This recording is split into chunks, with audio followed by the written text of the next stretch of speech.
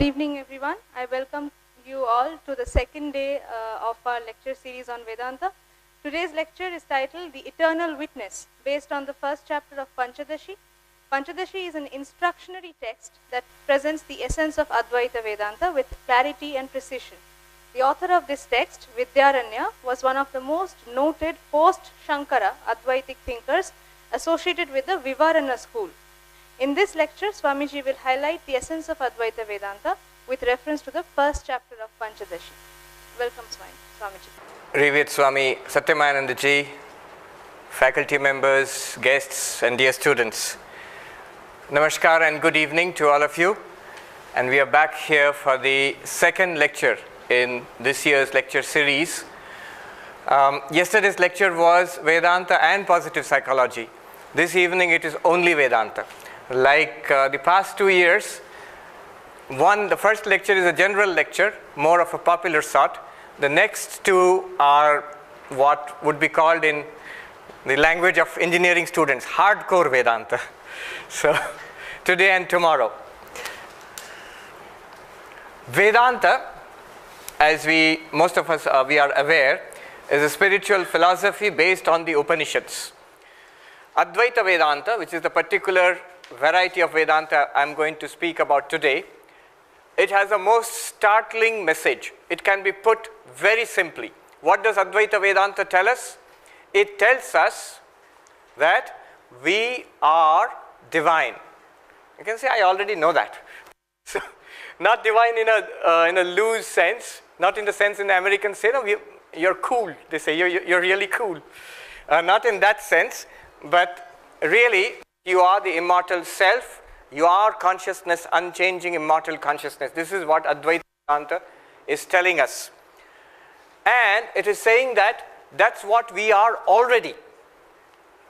In the words of a Swami I met in the Himalayas several years ago, in the middle of a class he would sometimes repeat, Tum jano ya na jano, tum mano ya na mano, tum hi Ram. You know it or you do not know it. You accept it or you do not accept it. You are God. Now that's a startling statement and nice maybe to think about, but what does it mean? What does it really mean? And how can we realize that? Advaita Vedanta tells us our main problem is ignorance. We do not know who we really are. We really do not know about our true nature. If we realized who we truly are, then our problems would be at an end. Yesterday I was saying how the objective of Vedanta is Atyantika Dukkha Nivritti Paramananda Prapti, is transcending all kind of miseries and attainment of ultimate bliss. And Advaita Vedanta tells us, if you know your true nature, you will be able to transcend all suffering and attain complete peace and happiness. This is the promise. And it also tells us what our true nature is, that we are existence, consciousness, bliss. But how do we know that? And Advaita Vedanta, all the texts of Advaita Vedanta, they try to tell us how we can realize that. Among all these texts, one of the well-known texts is Panchadasi, a work written by Vidyaranya Muni, a great Advaitic scholar and saint who lived about 700 years ago in what is present-day Karnataka, in the Vijayanagar kingdom in those days. And among the number of books which he wrote, the most famous probably is this Panchadasi. It's a book with 15 chapters. That's why the name Panchadasi, 15 chapters. Now, in this remarkable work, in the very first chapter, I came across these 7 or 8 verses at the very beginning of this chapter. And in these 8 verses, what Vidyaranya Swami has done is, using only reasoning, he aims to demonstrate the Advaitic truth, that we are existence, consciousness, bliss, that you are immortal consciousness, that you are bliss itself. He tries to demonstrate it through reasoning alone. He is not going to say anywhere, it is said in the scriptures, therefore you are God. He doesn't say that at all. He just uses a set of simple arguments. So what I will do today is, we will all walk along with Vidyaranya Swami. We'll walk with him on this journey, but we have to follow very closely. We have to walk right, we have to be with him. If you miss a step, you might be lost. There are this series of interlinked arguments. But because this is IIT Kanpur, you're used to tough stuff. You're used to lots of arguments and lots of chain of reasoning. You're used to concentrate. So it should be easy for all of you. I don't know if you ever read these Tintin comics. When we were kids, we used to read Tintin comics. In one of those comics, I remember one of the characters, Captain Haddock. He is there, and Professor Calculus is explaining the intricacies of nuclear fission. And all the others, including Captain Haddock, the whole team is walking behind him, and Calculus is explaining how the atoms are, how the nucleus is split, and so on, how energy is released, matter is converted into energy, and so on. At one point, he looks back and to Captain Haddock and says, "Are you following me?" And Captain Haddock, with a fierce scowl, he says, "Of course, I'm right behind you." So you have to follow Vidyaranya Swami, but not in that sense. You really have to walk with him on this journey. What I will do is, I will chant the verse. Those verses have been put here in this handout for you. And a very simple translation by Swami Swahanandaji has been given here. So I will chant the verse and explain the arguments there, and then go back to the verse and show you how give a simple translation of the verse. So that's how we will proceed. Let's start. It starts with the third verse of the first chapter of Panchadasi and ends with the 10th verse of that chapter. Shabda sparshadayo vedya vaichitrya jagare prithak tato vibhakta tat samvid aikarupyanna bhidyate. What has he said here? He says, look at experience. Just look at your day-to-day experience. We experience so many things. And how do we experience it? He talks about the structure of experience. We have consciousness, which I'm drawing with a yellow. He calls samvit, consciousness. It's one of the terms for consciousness used not only in Sanskrit but also in many Indian languages, Hindi also. Samvit, awareness. Then we have the mind.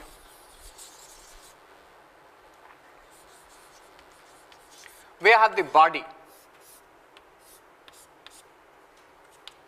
And we have the world which we experience. So here is a pot, here is a house, here is an ice cream cone, and whatnot.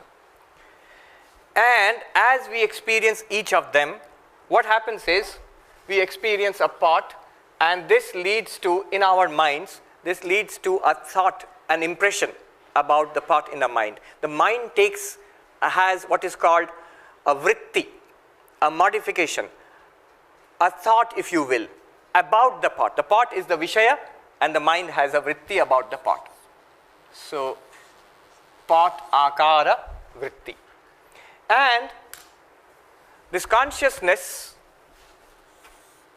lights up, as it were, the vritti in the mind. Vritti means a modification.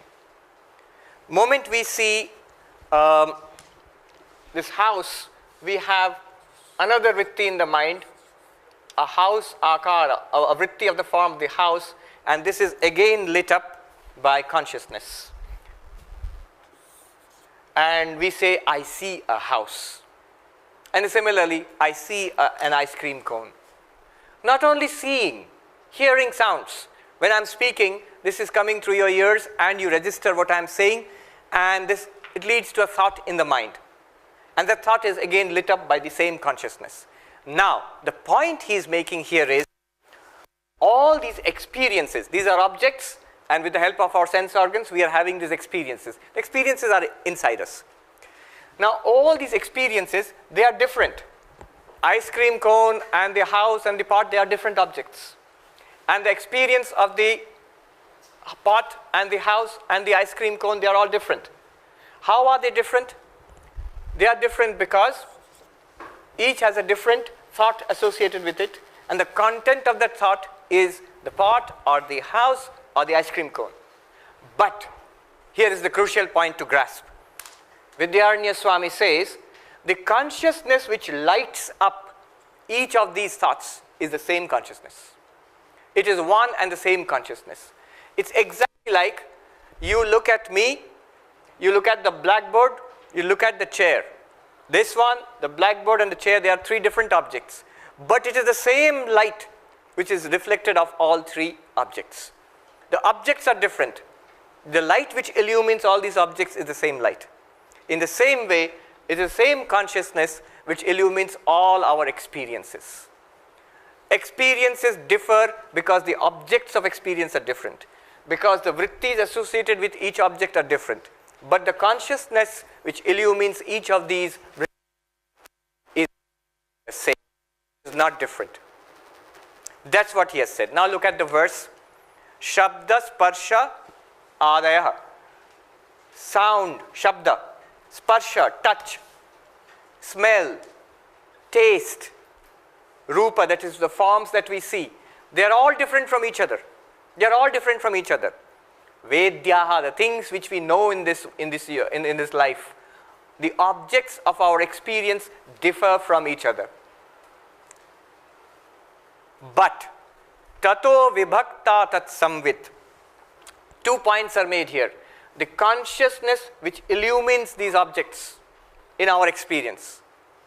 1, this consciousness is different from the objects. 2, the objects keep on changing and our experiences keep on changing, but the consciousness remains one in all these experiences. We can understand this right here. Here I have a chalk and a duster and a table. Chalk is different, duster is different from a chalk, and table is different from chalk and duster. But the same light illumines all three. Not only that, the light is different from all of them. That's what he has said here. Consciousness is different from all of this, and it is one and the same in all experiences. It illumines all our experiences. Awareness or consciousness, whatever you call it. That's what he has said. Samvit, tato vibhakta tat samvit. Samvit, consciousness or awareness. Tato vibhakta, different from, separated from all these experiences is the consciousness of these experiences, the awareness of these experiences, just as light is different from all the objects which it illumines. Ek aika rupyat na bhidyate. This consciousness does not change. It is one and the same through all our experiences. When, as long as we are awake, time passes, very soon it will be night, and we go to bed and we dream. In the dream, we have a different world, different people, different experiences. We also have a dream body. We forget that we are sleeping on the bed. In the dream, we are walking around with a body which is also imagined in the dream. So, in the dream also we have experiences. He comes to that next verse, dream experience. Tatha swapne atra vedyam tu na sthiram jagare sthiram tadbhedo tastayo samvid ekarupa na bhidyate. Very interesting. First of all, he says, dreams and waking, are they different or same? You see, there are some radical Advaitins, radical school of Advaita Vedanta, who will say this waking life is also a dream. They will not admit to any real ontological difference between the waking world and the dream world. Now this is a bit difficult to swallow, because our common sense approach is dream is something we imagine. It's individual, private to each of us. It happens when we are asleep. The brain generates some kind of virtual experience. We don't say that's real. If you eat 3 laddus in a dream and you wake up and eat 1 more laddu, you don't say I've eaten 4 laddus. You don't count the dream laddus. Why don't you count them? Because they are false. I dreamt.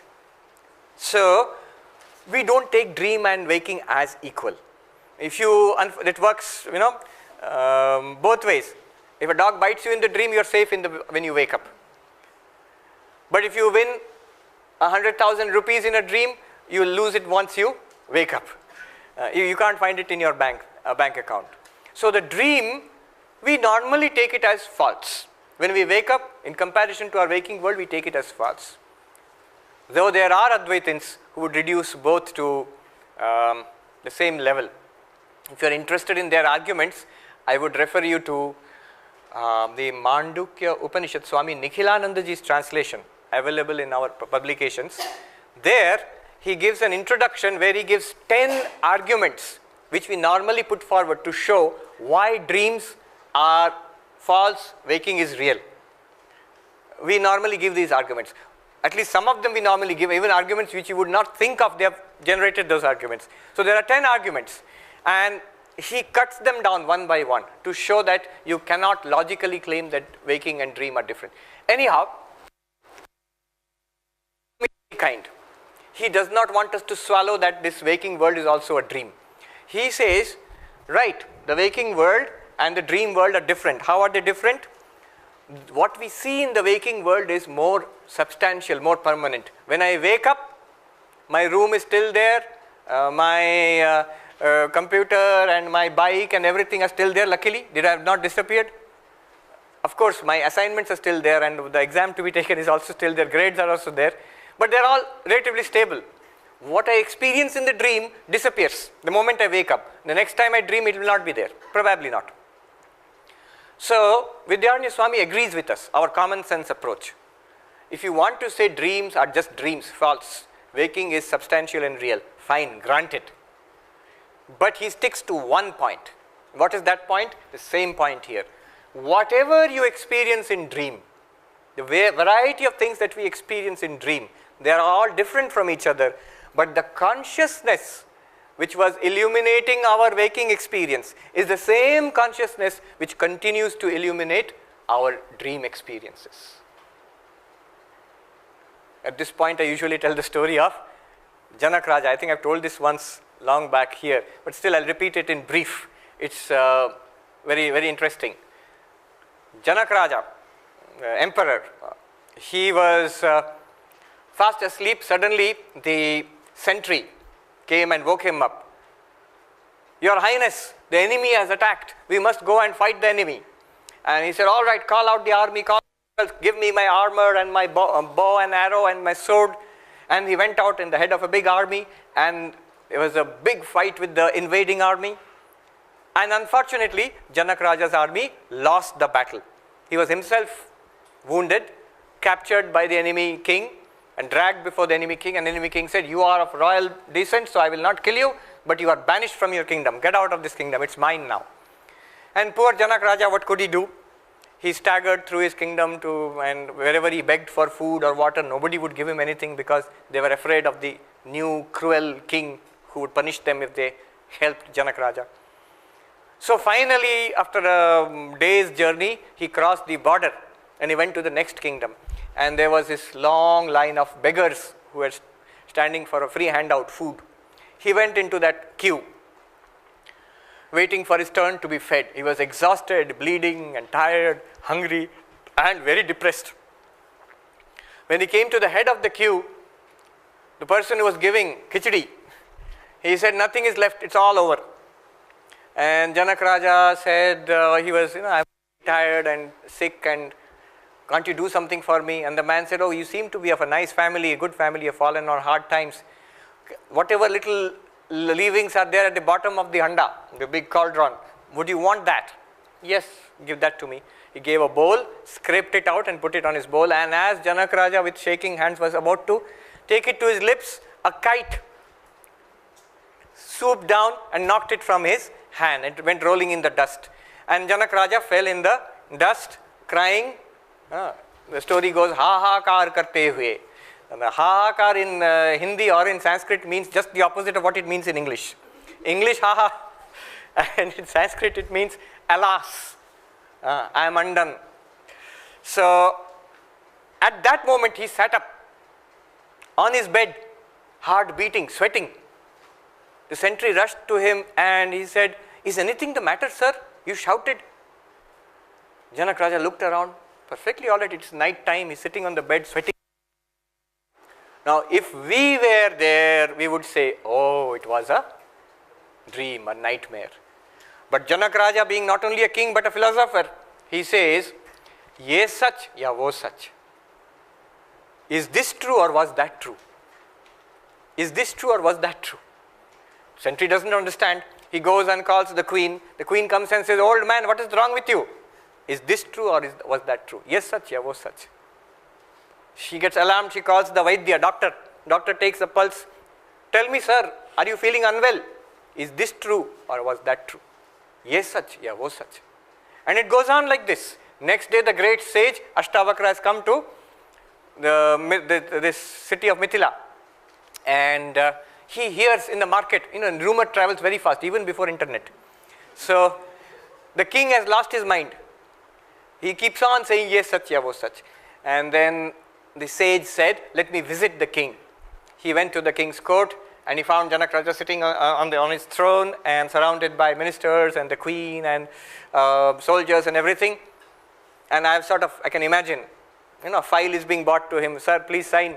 "Yes, sach, ya wo sach." No work is getting done.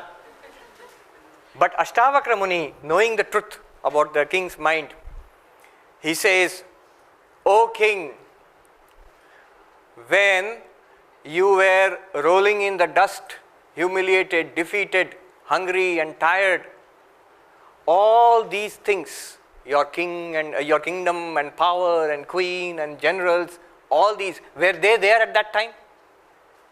He says, "No, none of this was there.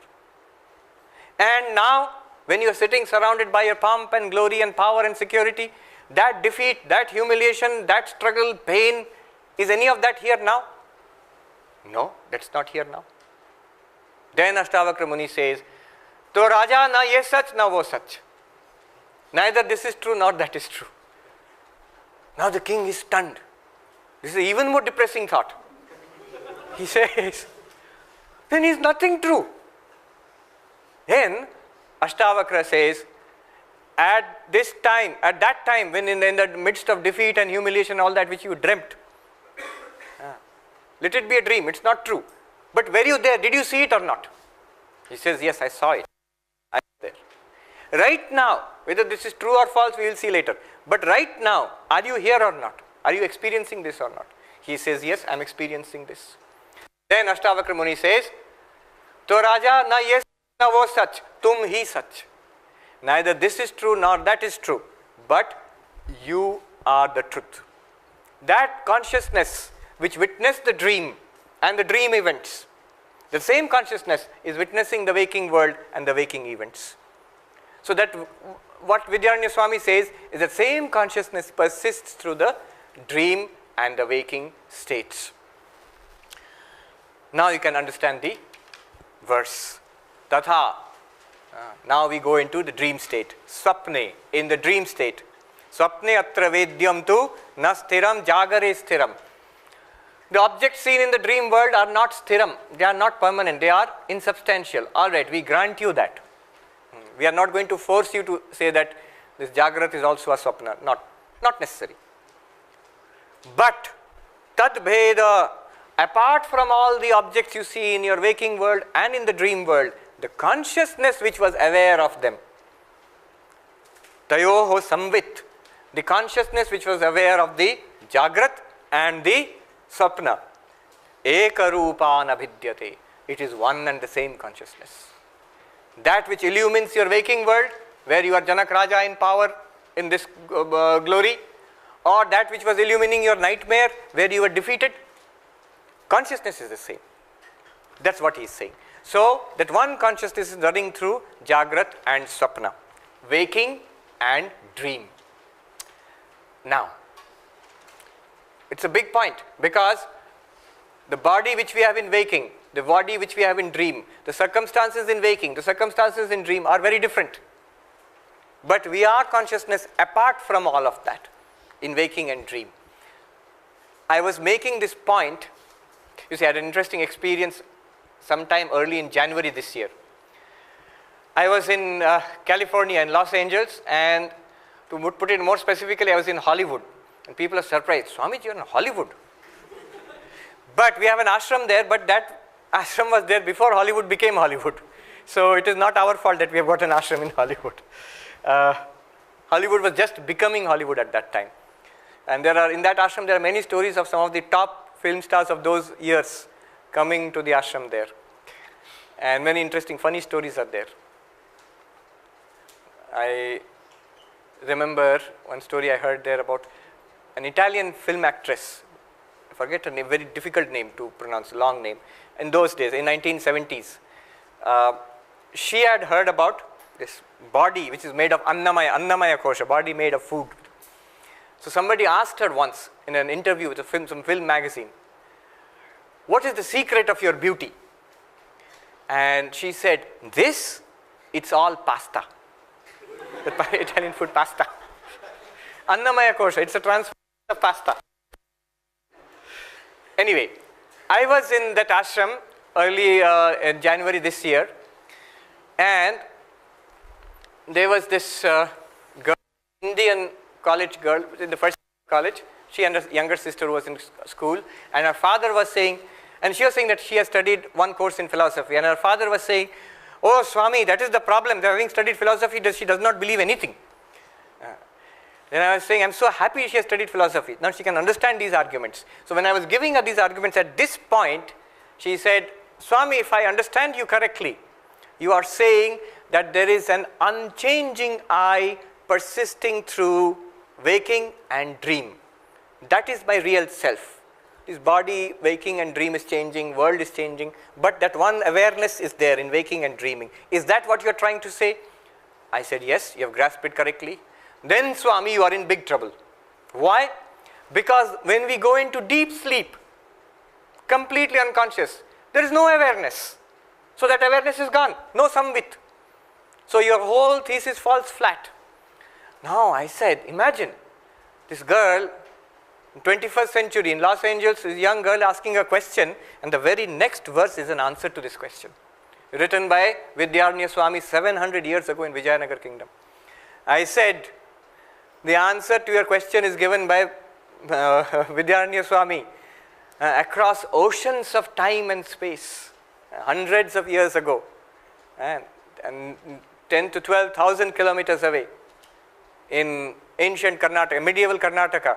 It's as if he's anticipating your question which you're asking today and giving you the answer in the 5th verse. What happens in deep sleep? Jagrat and Swapna, okay. What happens in deep sleep?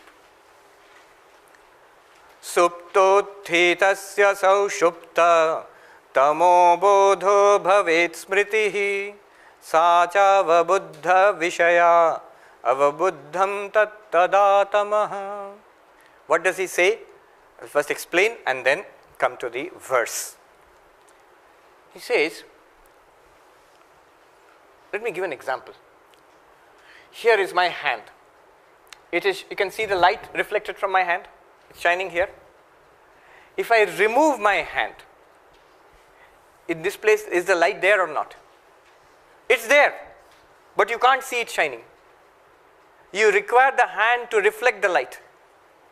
You require the hand to reflect the light. You require an object to reflect light. When you remove the object, the light will still be there, but you can't see it. Another example.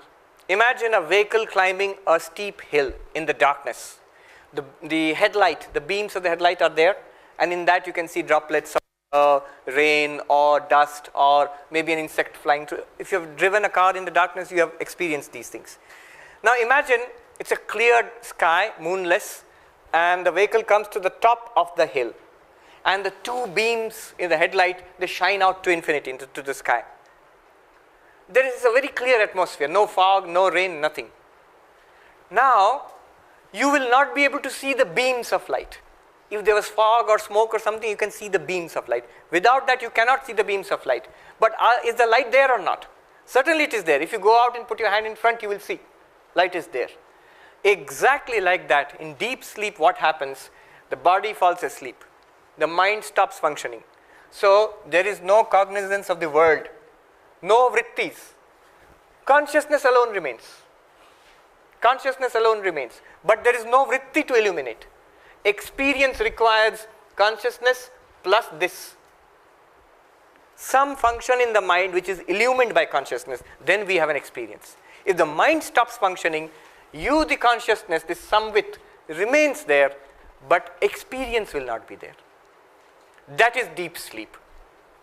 I remember in the Institute of Culture, Ramakrishna Mission Institute of Culture, Gol Park, in Calcutta, there was a series of seminars on consciousness studies, and there were philosophers, there were scientists, there were doctors. In one of these conferences, there was a neuroscientist and some philosophers. And the neuroscientist was asked this question by a Sankhya philosopher.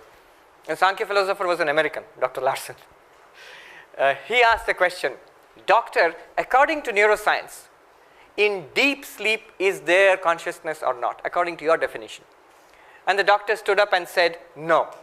We define deep sleep as a state of no consciousness. The brain is still active. There are certain activities going on in the brain, but it is not conscious. There is no consciousness in deep sleep.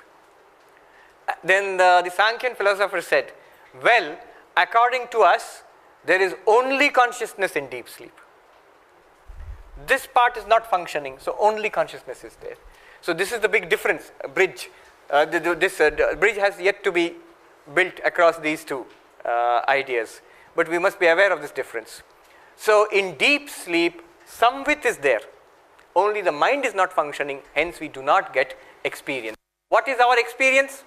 In deep sleep, I did not know anything, everything was dark.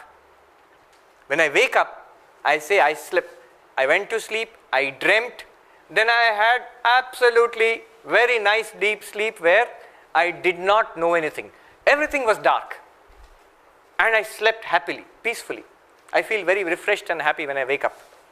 That is our experience when we wake up. When we wake up, after waking up. Both are? Yeah. When we wake up, we give the statement, na kinchida vedisham. Yes.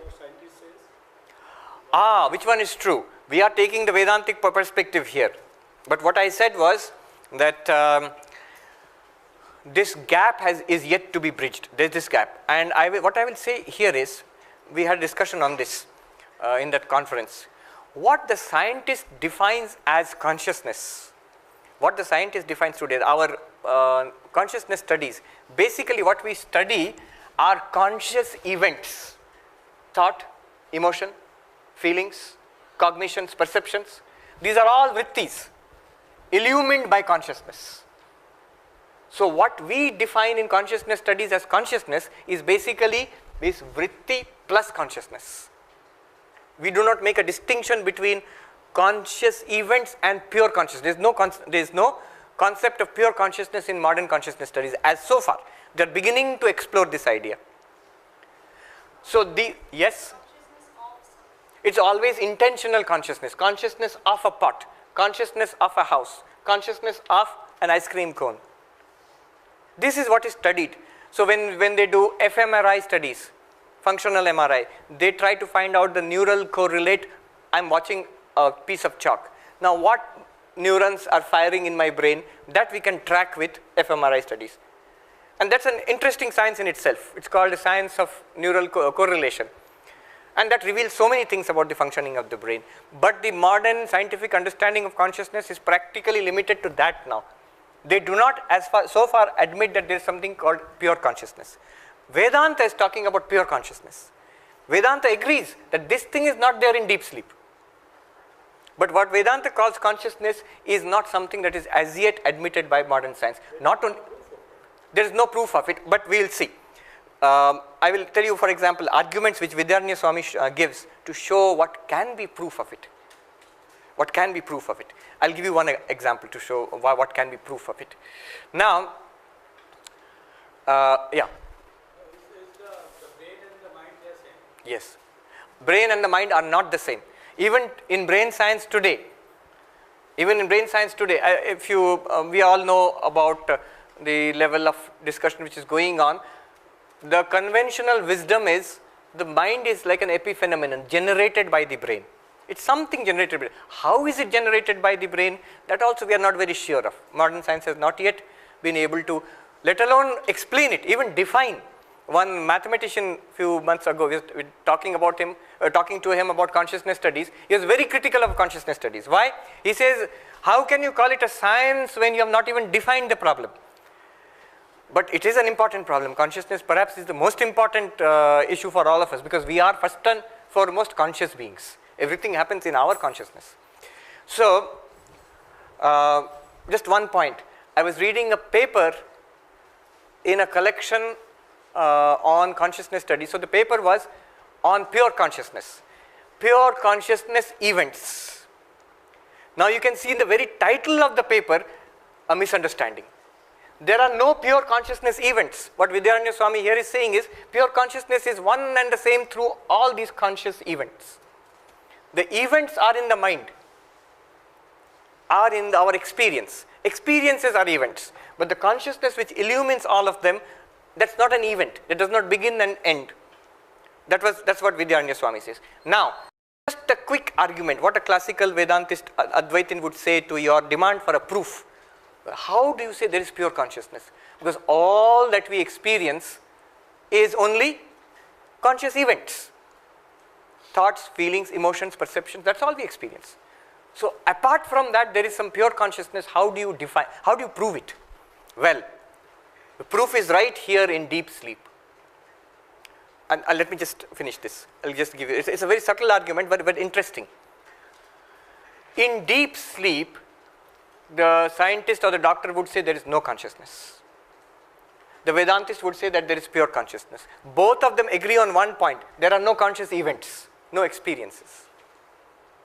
The Vedantist says, because there are no experiences, we do not have any particular experience of it. But consciousness is there. Now, can you give any argument to prove that? Here is one argument. When we wake up, we say, I went to sleep, maybe I dreamt, then I had a deep, dreamless sleep. I slept very nicely, very deeply. I didn't know anything, I was blank, and I woke up. We say, I slept like a log, we use that term. Yes.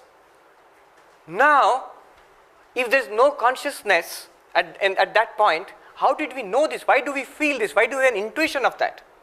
It could be that we would go to sleep and we wake up. If there was no consciousness, only we could infer from the time passed, that this period I was completely unconscious. But we don't say that. We don't look at the clock and say for 2 hours I was unconscious. We say, I did not know anything. It was completely blank. I slept peacefully. That itself is an experience. It's an experience of darkness.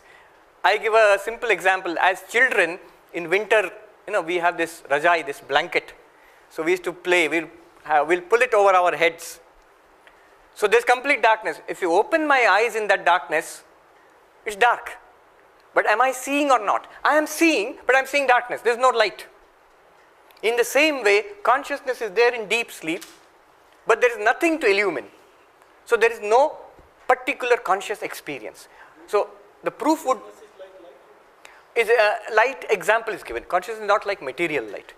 It's in the sense of, since material light illumines, a good example is material light. Pure consciousness would not be comparable to anything. And what will you use to illustrate?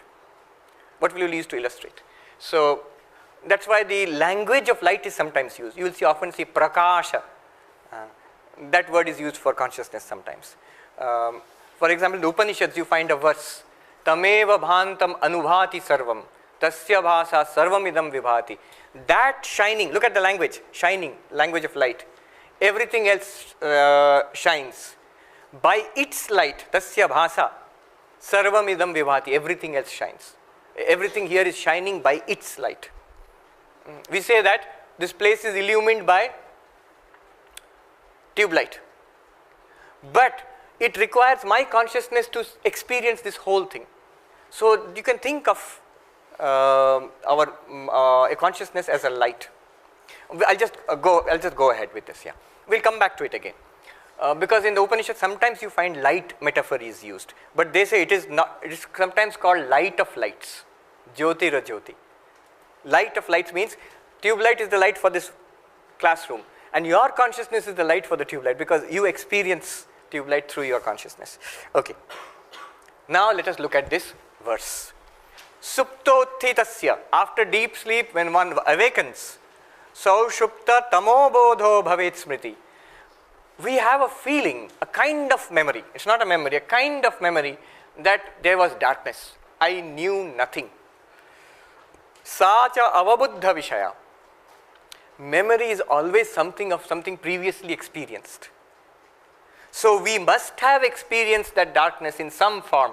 We do not say I am experiencing darkness in deep sleep, because mind is not functioning. If mind was functioning, then we could say I am in deep sleep. But if you say I am in deep sleep, then you are not in deep sleep actually. Yeah, okay. If you say I am in deep sleep, you are obviously not sleeping. Sometimes children, parents will tease the children, find out if they are sleeping. A little boy is deep asleep. If he is really asleep, then his left leg will move.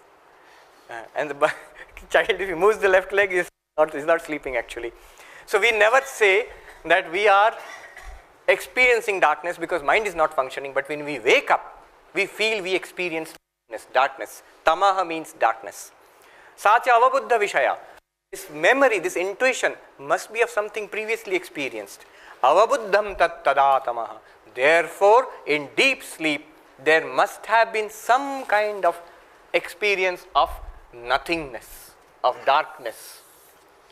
It was experienced, it was illumined by pure consciousness, samvit. Next verse makes it clear. Sabodho vishayad bhinna nabodhat swapna bodhavat evam sthana trayepyeka samvid tadvad dinantare. Sabodha, that consciousness which was illumining the darkness in deep sleep. Vishayad bhinna, it is different from the darkness in deep sleep. Technically it is called ajnana. This consciousness is different from that. But it is not different from the consciousness which was there in dream or in waking.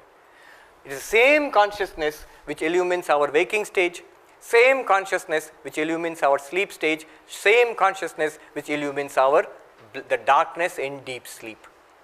Therefore, in all three states which we experience throughout the day, it is one and the same unchanging consciousness.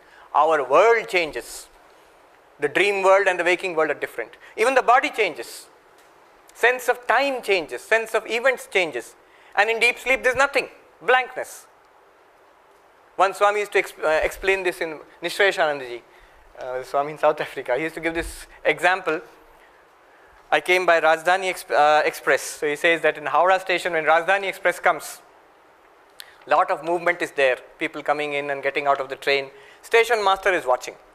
After some time, the Rajdhani Express goes away. Another train comes, maybe a goods train. Not much movement is there, little shadowy, smoky. One or two persons come and go. And after some time, but the station master is watching. After some time, the goods train also goes away. The platform is vacant. Station master is still watching. What is he watching? No train now, vacant. In the same way, this consciousness watches the waking state, Rajdhani Express. Watches the dream state, like a goods train. Watches the sushupti, dreamless sleep, vacant platform, nothing. There is absence of objects to experience. Evam sthanatrayepyeka samvid tadvad dinantare. In all three avasthas, Jagrat, Swapna and Sushupti, it is one consciousness. Next day, same story, Jagrat, Swapna, Sushupti, one consciousness. Tadvad dinantare. Next day also same thing. Why only next day? Next week, next month, next year? Throughout our life, so many changes are taking place. One consciousness, unchanging consciousness, is experiencing all of this. Next verse is so inspiring, very poetic. Masabda yuga kalpeshu gatagamyeshu nekadha nodeti nastametyeka samvid esha swayam prabha. It says, months come and go, years pass by, Life itself goes away. Body dies. New bodies come. One is Yuga kalpeshu, hundreds of thousands of years. Kalpa, millions and millions of years pass by. It is one unchanging consciousness. So many bodies have come and gone. So many experiences. The beautiful saying that we think we are human beings in search of spiritual experience. But the truth is that we are spiritual beings having a human experience. So many such experiences come and go. Consciousness watches. Unchanging consciousness illumines, experiences it. Masa abda yuga kalpeshu gata gamyeshu anekada. You heard of Carl Sagan? He was a popularizer of science, a cosmologist. Cosmos, the serial, we saw it when we were children on Doordarshan. He has a book on that also, Cosmos. In that, in one place he says, modern science has given us an awesome range of time, in terms of billions of years since the Big Bang. I know of only one another scale of time which can rival this range, and that is the ancient Hindu idea of time, of cycles of universes. So, yugas and kalpas, millions and billions of years come and go. But what about consciousness? Nodeti nastameti. The sun of consciousness neither rises nor sets. Nodeti does not rise, nastameti does not set.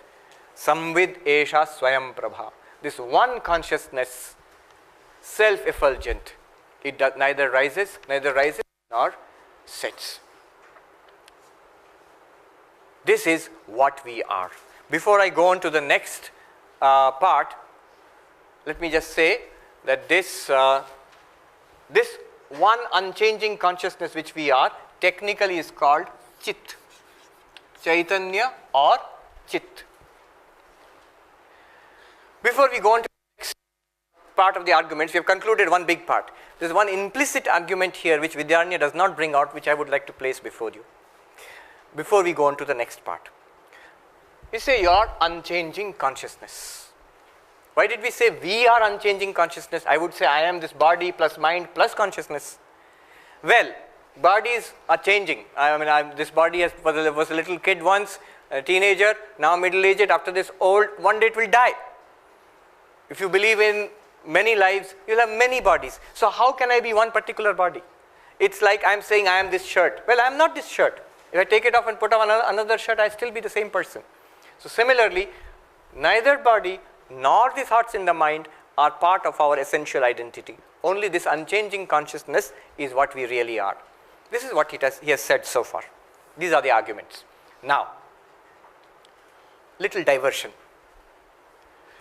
I want to make a distinction between essential properties and incidental properties. Imagine boiling vegetables. You have a fire and you have got a saucepan and you have got water and put vegetables. Vegetables are boiling and are hot. Vegetables are hot. Now, the heat in the vegetables, does it belong to the vegetable? Is it intrinsic? Is it its own property, or is it incidental? Does it come and go? The difference between intrinsic and incidental will be this. I will define it in this way. Intrinsic is as long as the thing lasts, that property also will be with it. And incidental is something that is induced. It comes and goes. The thing will remain, but the property goes away. So the heat in the vegetables, is it or incidental? You'll say it's incidental because the moment you take it off, after some time the vegetables will cool down. They were not hot earlier. They are hot now, but they will not be hot a little later. So it's incidental heat. It's borrowed. It's borrowed. Where did the heat in the vegetables come from? From the boiling water. Now if I ask you, the heat in the boiling water, does it belong to the water? Is it intrinsic, or is it also incidental or borrowed? You say it's borrowed. Yes, it's borrowed, because after some time the water will also cool down. Water will also cool down. It was cold earlier, afterwards it will be cool. Where did it borrow its heat from? From the hot pan, saucepan. The saucepan, does it have intrinsic heat, or is it also borrowed, the heat? Borrowed. From where? From the fire beneath. So the fire heat is borrowed by the saucepan. Now, if I ask you, the heat of the fire, is it borrowed or is it intrinsic?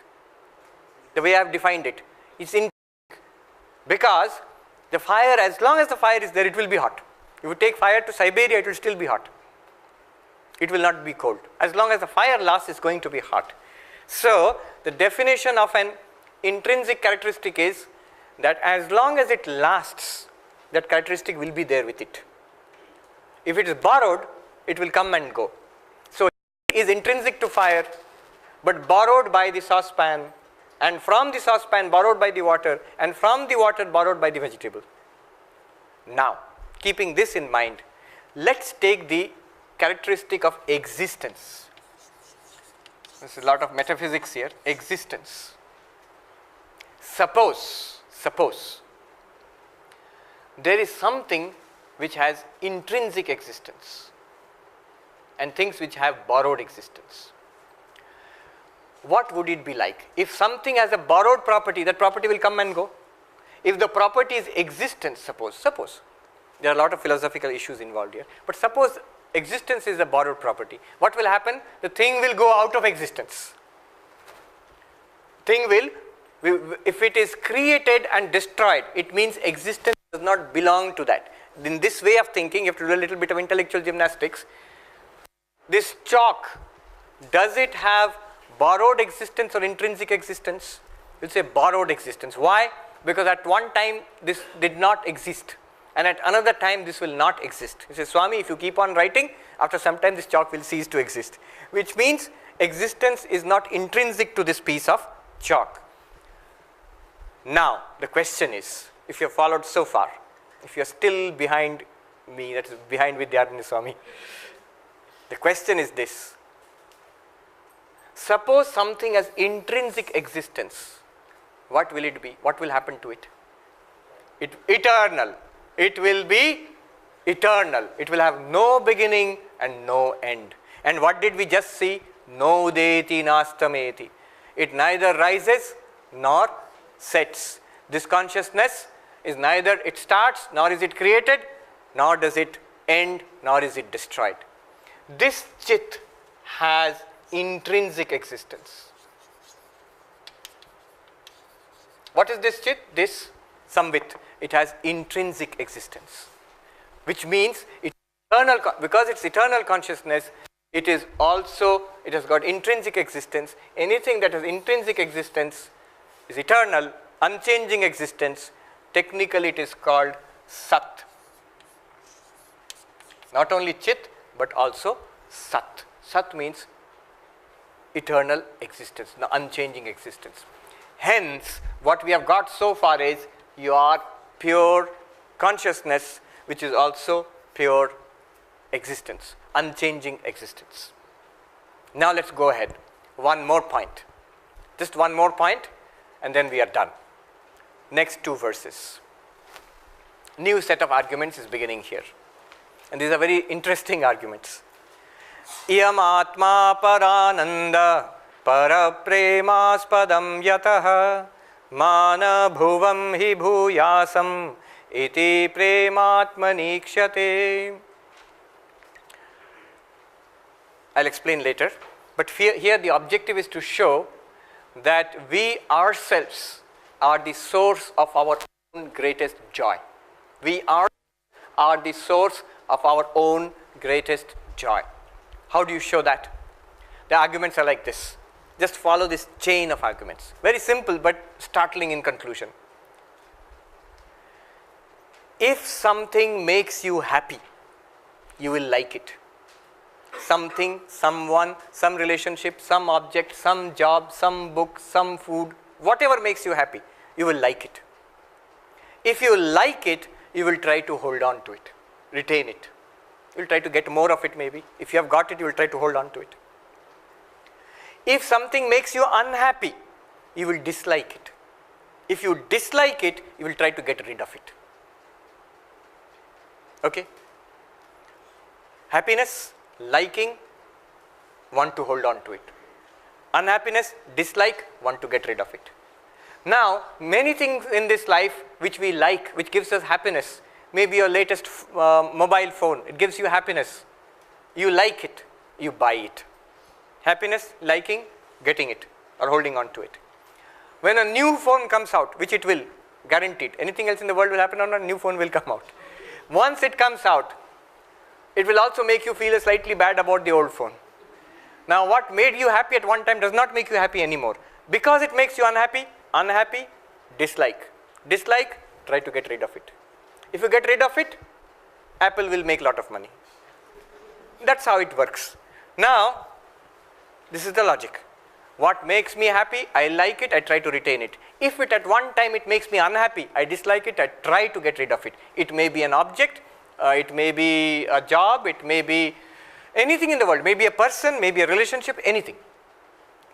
Now, keeping this in mind, let's look at the verse. It says, there is one thing in the world which nobody wants to get rid of, ever. What is that? Oneself, myself. I, myself, I never want to get rid of myself. You will immediately say, I can see the hands coming up. What about suicide? Remember, when one commits suicide, as if I want to destroy myself. But there always a cause is some problem in the world. Maybe the ice cream was bad, or more seriously, I can't pay off the mortgage on this house. Yes, I saw, that was remarkable. If you have to see it in the United States, I saw these people -16 outside, homeless, standing with a sign. People who have been thrown out of their houses because they can't pay the mortgage. There's a sign, you contribute a few dollars. Problem. So, either with the world or with my body, something is wrong, sick, suffering, tired, pain is there. I don't want to live anymore. Or with the mind, depression, some serious problem is there. The moment you correct this problem, you pay off the mortgage, I don't want to commit suicide anymore. Yes, you cure the illness, okay, I will live. Or cure the mental trouble, you cure the anxiety, whatever is there in the mind, I don't want to. You've not passed the exam, going to commit suicide. Oh, results have come, you have passed with flying colors. Go on, commit suicide. No way. So, in a natural course of events, one never wants to get rid of oneself. One never wants to get rid of oneself. If I never want to get rid of myself, it means I always like myself. I always want to hold on to myself. I always like myself. If I always like myself, then I am always a source of joy to myself. Happiness, liking, holding on to something. If I am holding on to something always, it must be something that I like always. If I like something always, it must be something that is giving me happiness always. So the self, I, is something that I never want to get rid of. Therefore, it must be something that I always like. Therefore, it must be something that always gives me happiness. This is the logic. Yeah. Sir, what about Marty and Freddy? Yeah, sure. Now, there they felt one of the two. One is, many of them had a strong belief in the immortality, this Chit and Sat, that this body is nothing. I can give it up for the motherland or for some high cause. It's nothing to me. I exist. What is this body to me? That could be one way. Some of them were not religious or spiritual in that sense. Bhagat Singh, he did not say, because I am the Atman, therefore I'll give up the body. Just because I love my country. There you see, his I is concerned with the whole country, with the nation. That continues. He does not identify himself only with this particular body. I am willing to give up this body for the sake of this entire nation. So there again, what is the sense of I? Where is this I located? Yeah. You see, that's why we don't want to give up the body so easily, because our I is firmly located in the body. That's why an intellectual fights so fiercely for his ideas, because his I is located with the ideas. But what Vedanta tells you is, your I is the consciousness which illumines both this mind and the body and the world outside. Okay. So, I never want to destroy myself. Therefore, by this logic, I must be a source of permanent, unchanging happiness. Now look at the verse. Iyam Atma Parananda. This Atma, this I, the self, is ultimate happiness. Why? Parapremaspadam yatah, because it is the source of greatest love. How do you know that? Mana bhuvam hi bhuyasam. Nobody ever thinks that let me not be. Everybody thinks let me exist. Iti prematmani ikshate. It shows the love for the self within. One wants to exist. All problems come when the self is misidentified as body or as the mind. Alright. Now this has proved that I am the source of permanent joy for myself. Now how about proving that I am the source of greatest joy for myself? Next argument, and that's the last one. Tat prematmarthamanyatra naivam anyarthamatmanah atas tat paramam tena param anandatatmanah. To explain this, let me give you an example. The mother loves her child, and she loves the toy which the child loves. Okay, the mother loves the child, and she also loves the toy which the child loves. Now, what does she love more? The child. Why does she love the toy? For the sake of the child.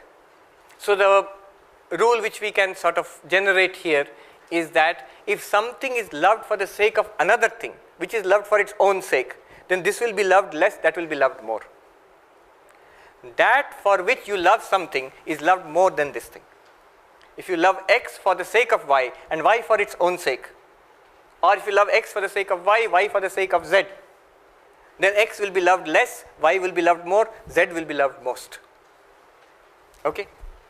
Now he says here, everything is loved for oneself. Oneself is not loved for anything else. It may sound selfish, but he's not being selfish here.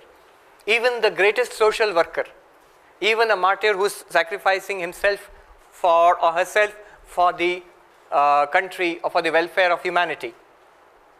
Why does he or she do that? Because she dislikes it? No. I like doing this. It makes me happy. So it's done for the happiness of the self. Only that person's happiness, a social worker or a person who loves humanity or the country, is more enlightened in his or her choice of happiness. A person who loves ice cream or gadgets is little less enlightened in the choice of happiness, things which make him or her happy. But again, it's always done for the self within. So the argument here is, whatever we love for the sake of the self. Even social work, it's loved because it makes me happy to work for others. So whatever is done, yesterday we saw Swami, best example, Swami Vivekananda was asked, why did you become a monk? What did he say? For your sake? No, because I like it. Because I like it. That's the most honest answer. I may be working for your sake, but that gives me joy. That gives me joy. So everything is loved for the sake of this self. The self is never loved for the sake of anything else. Now if you look at our ranking system, you will find in that case, the greatest love is for the self. The greatest love is for the self. That which gives us greatest happiness most. So the conclusion here would be, not only that the self gives us permanent happiness, it also gives us maximum happiness. We never think of it that way. You see, our calculus of happiness stops at just outside I. It's as if the things which we can see are there up to the spectacles we can see, but that which is seeing we cannot see, the eyes themselves. So everything is done for the self. We stop at the last point just before the self, and we say these are the things which give me happiness. They give happiness to the self, which gives maximum happiness to me. I myself am at the source of my greatest happiness. I myself am the source of permanent happiness. This is the conclusion of these two verses. Tat prematmartham anyatra naivam anyartham atmanah. For the sake of the self, everything else is loved. The self is not loved for any other sake. Understand it properly. It's not asking you to be selfish. Ata tat paramam. Therefore, it is the highest love, that is a love for the self. Therefore, the self is the source of highest happiness because we love it the most. The last verse is just a conclusion. What does it say?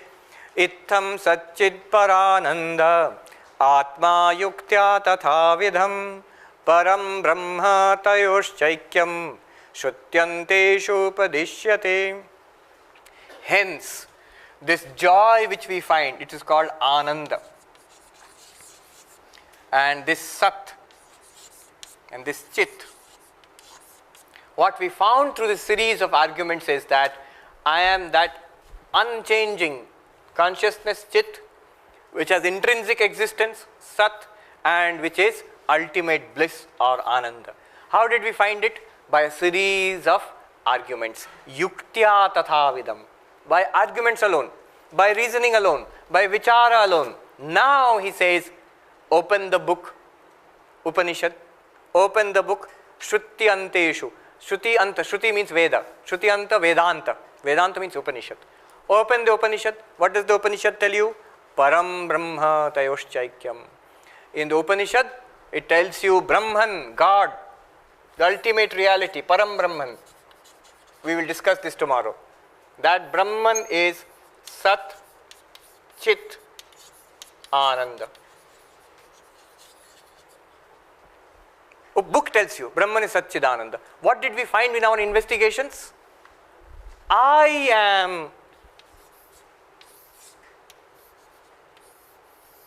am Satchidananda. Therefore, Brahman is I myself. I am Satchidananda.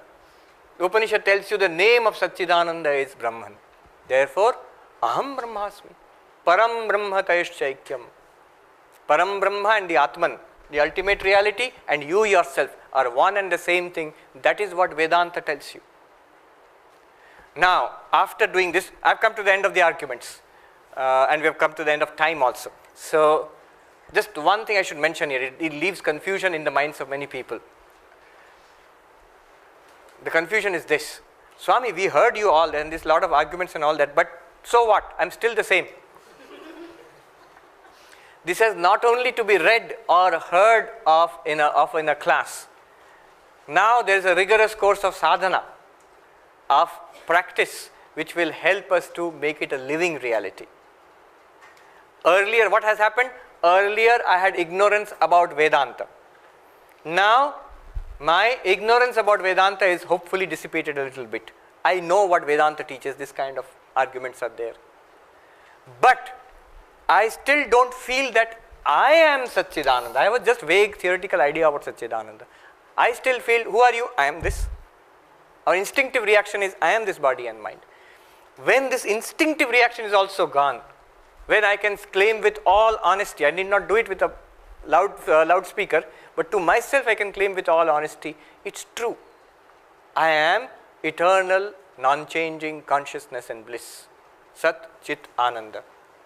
Then only, really I have got Advaitic knowledge. For that, the 4 yogas are prescribed.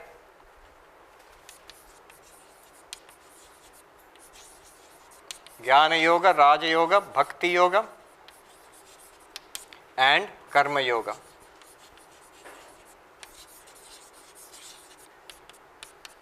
What we are doing till now is Jnana Yoga. Today what we did is Jnana Yoga.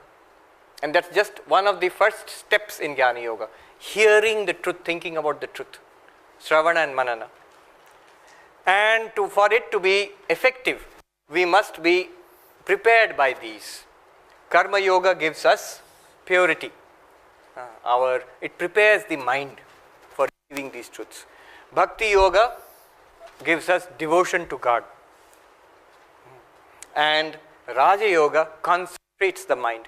With this devoted, pure and concentrated mind, when we go through this vichara exercise, the idea is this truth which we are talking about will become a living reality. Then with Shankaracharya we can say with all conviction, Chidananda Rupaha Shivoham Shivoham. We can actually feel that. It becomes a living reality, becomes practical in life. It will help us in life. Without these preparations, without these sadhanas, what will happen is, it will be something I heard in a lecture, that's all. It will be something I read in a book called Panchadasi. It did not make any difference in my life. That difference will be made only by the preliminary sadhanas. Preliminary is a misleading word. It's a lifelong sadhana.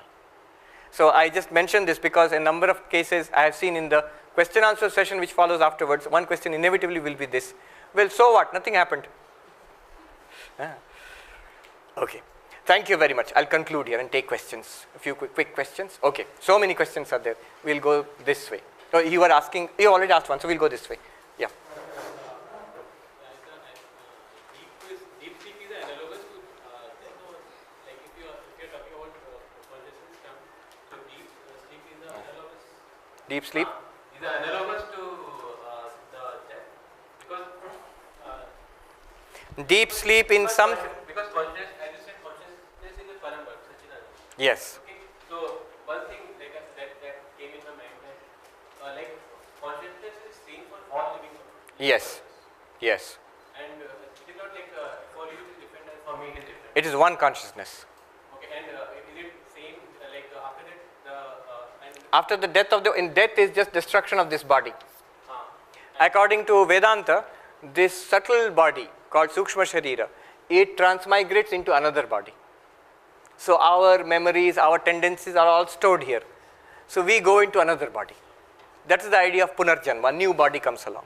But the consciousness is one and the same. And in deep sleep, there is ignorance, Yes, Ajnana. So we can say that it is also destruction of a body and. Yes, so that's why sleep is called a little death sometimes. Sometimes sleep is called a little death. So after death, there may be a phase which will be like deep sleep. Yeah. Okay, question. Sir, my question is the first two verses which we discussed. Like in dream state and in real state, awakened state. Yeah. When we are in the awakened state, we know that we had a dream. Yes. And not the other way up. Yes. So what's the reason behind it? Yes. So the reason is the awakened state provides the materials for the dream state. When you wake up from the dream state, what do you feel? Oh, I was dreaming till now. Now I am awake. So the awakened state is the basis for the dream state. What Advaita Vedanta tells you is, for all these three states, Jagrat, Swapna, Sushupti, there is this samvit which is the basis for all three. Because of it, all these three states are coming and going, and by it alone, all three states are illumined. From the point of view of samvit, all three states are one and the same. And one and the same means there is no difference that one is more real and the other one is real. But compared to the waking state, the dream state is secondary or dependent on the waking state. It's out of the materials of the waking state that the dream state is built. That is one way of looking at it. That is, if you are interested in Advaita Vedanta, that would be the explanation given by the school called Srishti Drishti Vada. This one, I will not go into the details. There is another school called the Drishti Srishti Vada which will equate the two states, which will not agree with what you are saying. They will say that both are equally true or equally false. Okay. Yeah, there is a question there. Swamiji, is the object world is different from Sachidananda? Ah, yes, a good question. I didn't go there. Tomorrow it will be answered, but let me tell you once more. Let me just mention it here. You understood the question, and it's a very good question that he has asked. In this diagram, it seems that Sachidananda is one and this world is different, isn't it? And that's what we have been saying. Consciousness is apart from this, apart from this, apart from this. But that's only the first stage of Advaita Vedanta. After realization, one feels not only is that it's not apart from any of this, rather it forms the background of all of this. The real diagram would be something like this.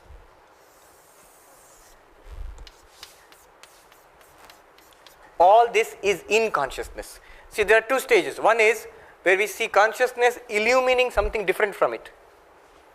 The philosophies of Sankhya and Yoga would agree to that. But in Advaita Vedanta, consciousness is the reality in which all these things appear.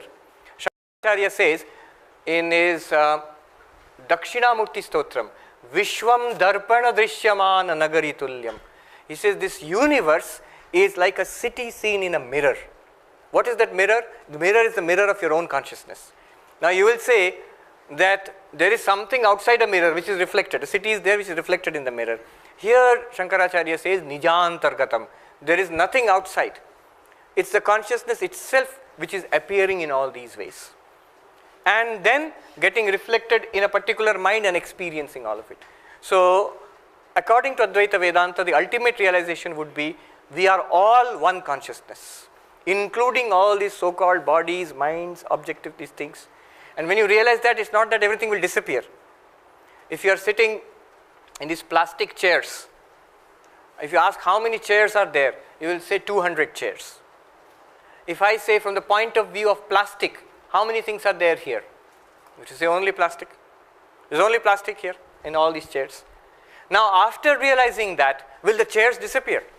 No, it will still remain as chair. Only you have realized there is a more fundamental reality behind the name and form of the chair, which unites everything into one. Okay. So we can take consciousness as the origin of the objects. Yes. 2 points, very quick points here. Does consciousness produce these objects? One answer would be, a first preliminary answer would be, yes, consciousness is the source of these objects. But a second deeper answer would be, no, these objects have never really been produced. They only appear to be different from consciousness. Would you say that the plastic on the chair on which you are sitting, the plastic is the source of the chair? It's not the source of the chair. It's not that the plastic has produced a chair. It's the plastic itself appearing as the chair. There are not two things, plastic and chair. It's not like a seed producing a plant, or even better example would be a factory producing a car. Car is separate and the factory is separate. Not like that. Not that consciousness produces these things. It itself appears as in these forms. Yes. If consciousness never rises, not sets, then why some people are more awakened as compared to others? You can answer that itself. If you look at what is here, the mind. Right? Now, it is the difference in the mind and the body which creates differences between us. Difference is not in consciousness. A question is asked, if we are, consciousness is one and constant, then why is it that right now we are more conscious, when we are dreaming, conscious, less aware, in deep sleep, not aware at all? But the answer is, the difference is in the mind. In waking state, the mind is fully functional. In dream and in deep sleep, the mind becomes progressively less functional and not functional at all. So, the differences are in the mind. It's like sunlight pouring through the stained glass windows of a church. Now, the glass windows are different colors. So, inside the church you will find sunlight different colors, red, blue, yellow. But it's the same sunlight. Because of the glass, the difference is there. Because of the mind through which consciousness travels and is working through it, so much difference is there. Yes. So if that is the case, then when people will die, they will become the most conscious people because mind will disappear, right? No.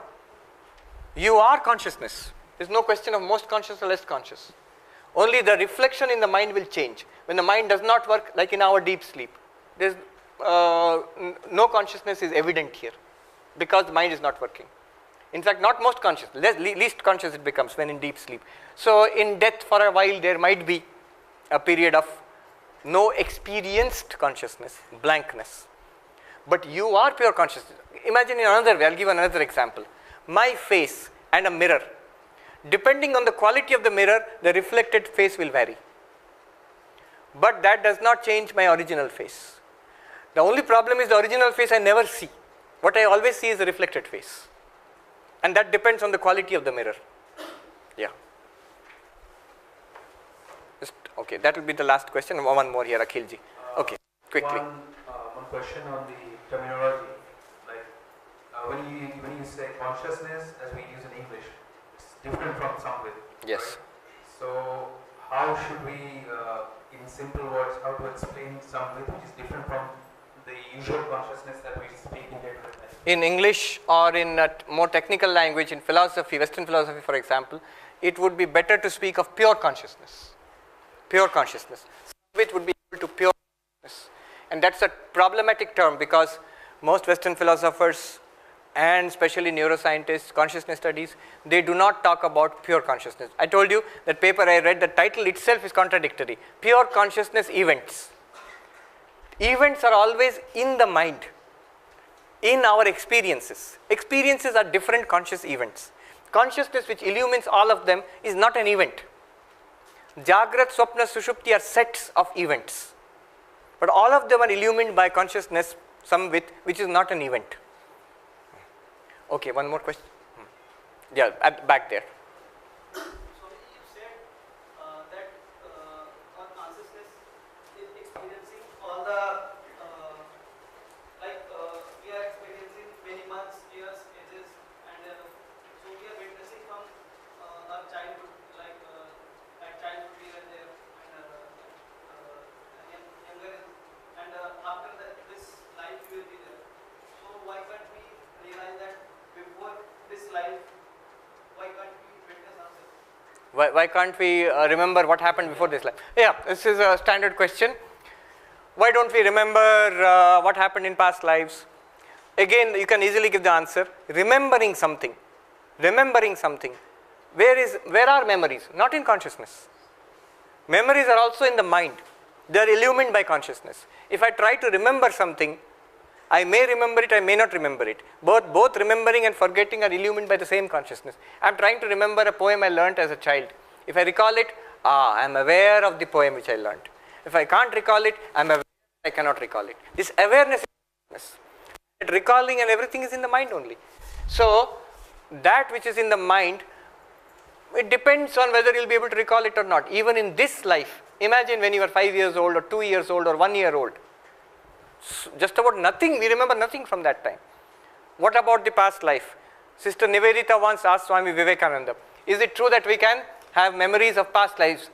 And Swami Vivekananda scolded her, saying that sufficient unto the day that evil thereof. This life suffering itself we cannot deal with. Now past life. What will past life be like? Something like this only. How will it help you? But in Patanjali Yoga Sutra it's clearly said, there are a set of techniques which will enable the yogi to recall past lives. They can recall. One more interesting, okay, you want to say something? Yeah. We can experience our childhood like we were a kid, we can easily recall that. But still, our past lives, why can't we? But in our childhood, you only think you can experience. Try to imagine when you were a baby, when you were a toddler, you can't experience. You just logically know that you must have been a toddler because you have seen pictures and you know everybody, you see toddlers, so everybody must have been a toddler. So I was also a toddler. I was also a baby in arms. But the past life, we do not have memories. That's why. But memories are there, and they say yogis can, through certain techniques, recall past lives. Let me give one example, another slightly related example, but very touching. You know this Malaysian Airlines aircraft which was shot down over Ukraine? Now, one boy, one young man from Netherlands, that aircraft was flying from Netherlands to some other place, maybe Malaysia. So it was flying over Ukraine when it was shot down. Now this young man, he wrote an email to me saying that my friend was on that aircraft. You see, I've watched your videos on YouTube. You say that one consciousness watches everything. So the consciousness in me is also watching the mind and the thoughts of my friend and everybody else. So my friend, she was on that aircraft and she died. Now, is it possible for me to know her last thoughts? It's a very touching way he has written this. And I had to say, unfortunately not, because the consciousness is common, but the minds are different. Here there is one mind, here there is another mind, and different bodies here. Consciousness is one and the same.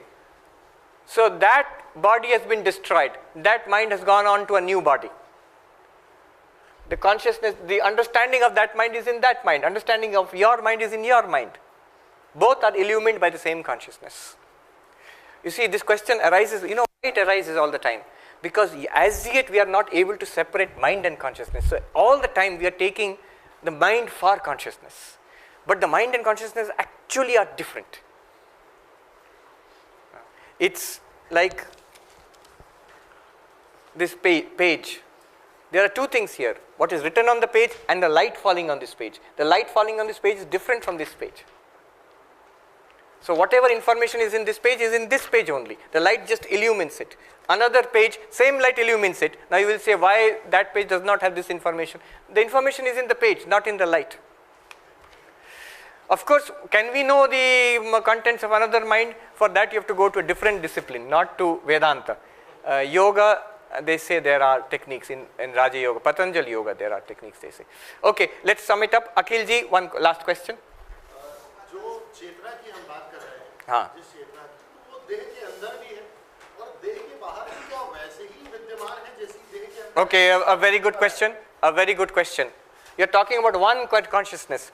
Now, next you said this one consciousness is everywhere. In our minds, we feel consciousness. All of us, we feel it right now. Inside us, we feel consciousness. But what about this thing, this chalk? It's very good to say everywhere there is consciousness, but where?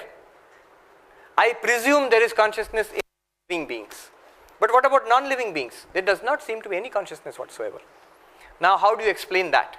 The explanation is this. As I said, consciousness shining through a mind and a body experiences the world. Now, this consciousness shining in the mind is reflected in the mind. And that reflection is called Chidabhasa, reflection of, literally it means reflection of consciousness, shadow of consciousness, or an appearance of consciousness. What is that? It's nothing technical, just now we are experiencing it. The consciousness which we feel right now is not the pure consciousness. It is that pure consciousness limited in the mind. That's what we are experiencing now, and that's what we use for experiencing the world, the reflected consciousness. Now, the point is, only the mind has the ability to reflect consciousness. The body or the world outside, a stone, cannot do that. It's nothing very difficult, it's nothing very complex. It's like sunlight falls in the garden. It falls on the rocks, on the leaves, on the pool in the garden also. But only in the water pool you will find a little reflection of a sun is formed there. But in the rock there is no, it's just light is reflected, but no little image of the sun is not formed. I stand here facing the wall. There is a mirror in the wall. Only in the mirror my face will be reflected, not in the rest of the wall. Both are equally inert material objects, but one material object has the capacity for reflecting an image. So something like that happens. They say that this chit, consciousness, is reflected only in mind. Wherever there is mind, you will find an appearance of consciousness. But they say consciousness is there everywhere. Only in the mind you find an appearance of consciousness, the activity of consciousness, the presence of consciousness, and the use of consciousness, which we are using for our day-to-day transactions. So that's why we find consciousness within us, also in other living beings, where nervous system is developed enough to support a mind. Thank you very much. Namaskar.